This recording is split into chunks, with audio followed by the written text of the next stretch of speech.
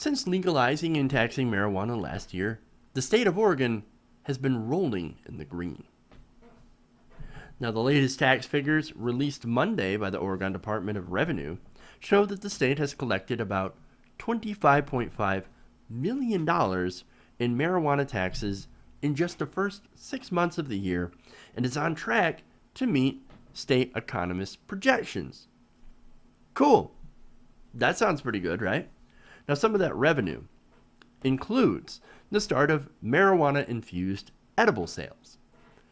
Stuff like cookies or whatever. In fact, the products list include a wide variety of snacks, sweets, and drinks that are available to anyone 21 or older, or 21 and older, starting in June. So they started selling that during the summer. Stuff like chips, cookies, brownies are obviously a staple, special brownies and all that. So look at that. Edibles are making up part of the market now, which is pretty cool. Now, I don't think that's a bad idea. I think it's a good idea. I mean, think about it. What's the first thing who's high on weed going to do? They're going to reach for a snack. But wait, that snack's already there. In fact, you've already eaten it. Genius. Now, look, of course, they don't know how much revenue they'll see from the edibles, but officials expect to see at least some sort of bump from the sale of edibles. Most of it comes from, of course, regular marijuana and whatever strains are. I don't personally smoke it myself, so I don't really know a whole lot about all the different strains, but I hear there's a lot. I hear there's a lot of variety, a lot to choose from. So there's that. Now, let's get to the money, right? State economists estimate that the state will collect, in total for the year, around $44.4 million in marijuana taxes this year. Damn. Now, this is the first year of the tax, and already they've seen about $25 million. Could they see more? Could they see $50 million? It all depends. It all depends.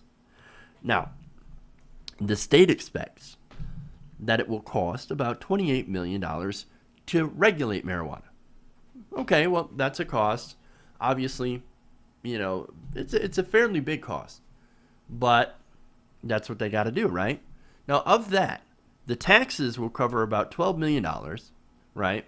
So of that $25 million, well, I guess if you're looking at the yearly cost of that $44 million, $12 million will go to 12 million of that will go to regulation. The rest will be covered by fees and licensing of different marijuana businesses, dispensaries and such. Okay, so look, that's a pretty big boon to the state.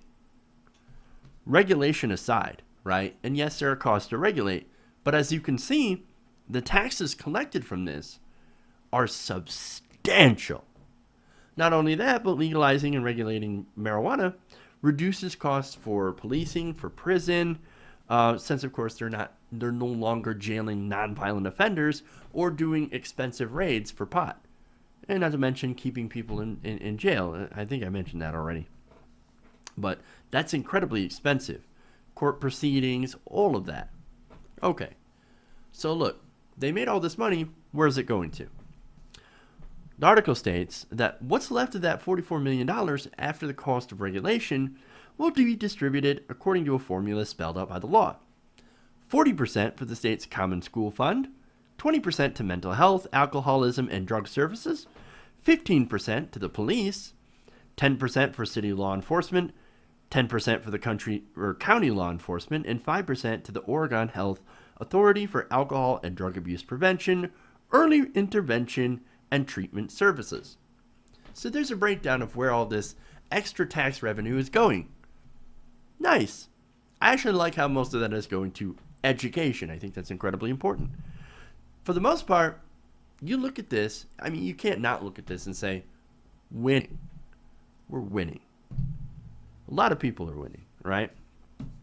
Most of the terrible predictions from people who are incredibly anti-drug, the anti-drug warriors, said, look, they said a whole bunch of things, didn't happen, right?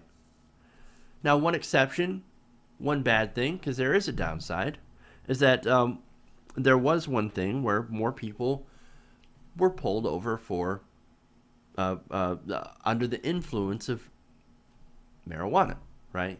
They were pulled over for being under the influence. Okay, look, don't toke and drive, people. That's simple. That's a simple rule to follow. Don't toke up and drive. I know it seems like harmless, whatever. Don't do it. Don't combine marijuana and alcohol. That's another problem that they've seen. You know, all that, right? There's also been some issues with more people freaking out and calling the Poison Control Center after smoking too much, right? Now, here's the thing. Those people probably just had a bad trip and went into a panic. I'm sure that happens. I've heard of that, right? But here's the thing about marijuana.